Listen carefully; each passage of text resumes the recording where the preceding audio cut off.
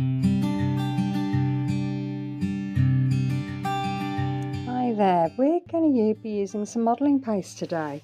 So I've got my modelling paste, I've got a little palette knife, I've got some silver ink there and some very thin masking tape. We're going to be using a stencil and we are also going to be using Prussian blue, purple and black as the paint colours today, and a couple of pens there. So I've got the tape and I'm taping it into 4 sections to start with, and then crossing over to make some more sections. I'm just trying to count up how many we've got there, 16 little sections.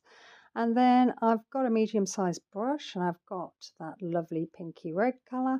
And I'm just splodging the paint on, as you can see, quite literally splodging it on, not worrying where it's going, just getting the colour into each and every square. So then I've swapped over and I've got the blue and doing the same with the blue, but I'm being a little bit more careful with the blue because I don't want to get it over the pink. I don't mind if they touch and mix, but I don't want to ruin that lovely pink colour. So now I'll grab the black and I'm just looking where there may be some little white bits. So I'm not being so generous with the black because black can really over saturate your page and can really make it dark and moody. So I just want a taste of that black colour. So I've let that dry and I've got my stencil there and I've got my modelling paste and my palette knife, and I'm just putting it sort of like off centre there, and I am just adding that modelling paste to some of those holes. Just being a bit random, not worrying where there is some. I just know that I want to get some in each of those squares, so, or oblongs, and then I'm adding some more here because I've just moved that stencil there. So again, I've let that dry and I've got Winsor & Newton silver ink.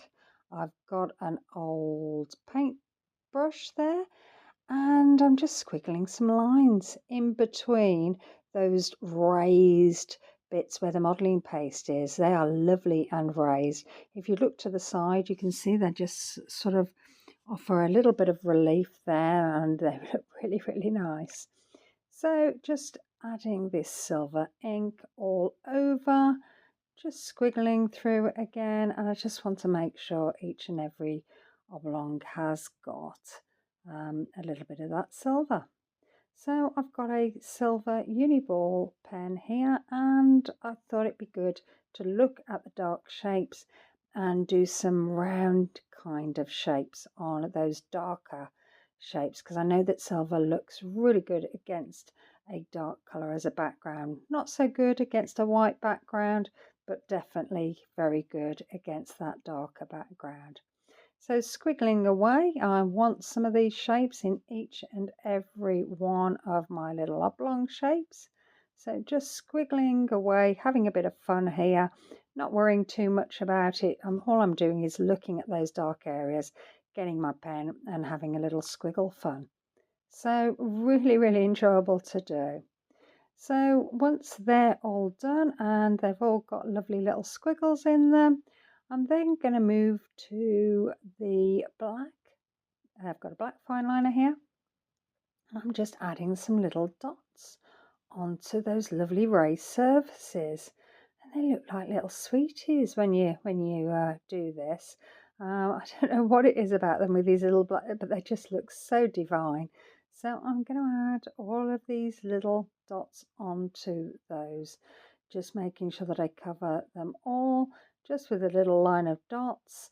I did try with the first one and put some black liner around the white dot to see whether I wanted that, but then I decided against it. So I'm just adding the dots onto there. But you may think, no, I want to put some black lines round those raised surfaces, and that will help make them pop out off the page for you.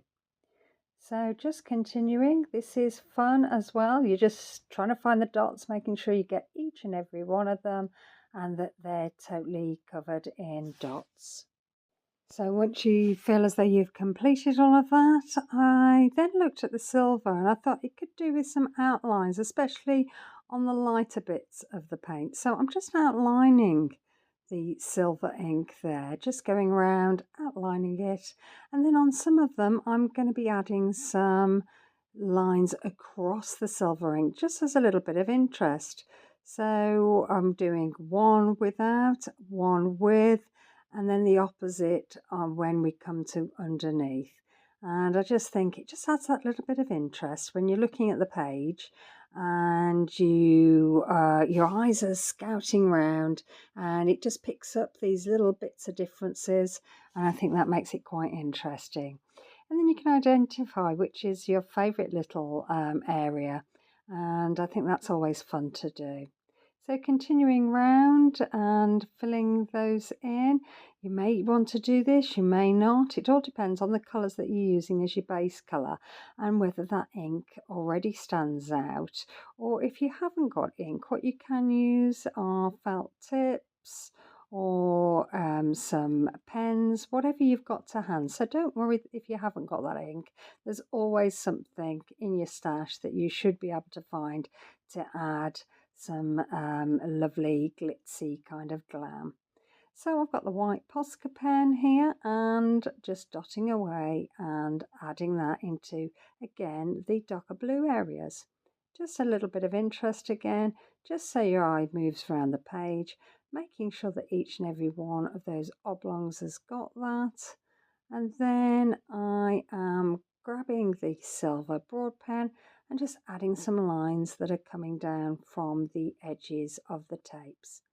Just again, because I'm having some fun, I really don't want to stop, so I'm thinking I've got a little bit of space here. Shall I fill it? Okay, let's just fill that up with these little tiny lines, and it just makes it more enjoyable. So once that's completed, I am peeling away the tape. So I've heated it all up with a hairdryer. It's a little bit difficult to remember which ones go where. So I'm having to peel some off and then, peel off the other direction. And then peeling it off round the edges. And then I'm going to bring it up so you can have a look at all that lovely detail. I don't know whether you can see the raised surface there, but they are so sweet. I really love them. So I hope you've enjoyed this. As I've said, it's really easy to do. If you like this, maybe you'll like, maybe you'll subscribe, maybe you'll leave me a comment and I can come straight back to you. Would love to hear whether you're going to go and try this. So you can see here all the lovely different patterns here, and I think it's worked out quite well, that lovely thin tape. Okay, thanks for watching. See you soon. Okay, bye.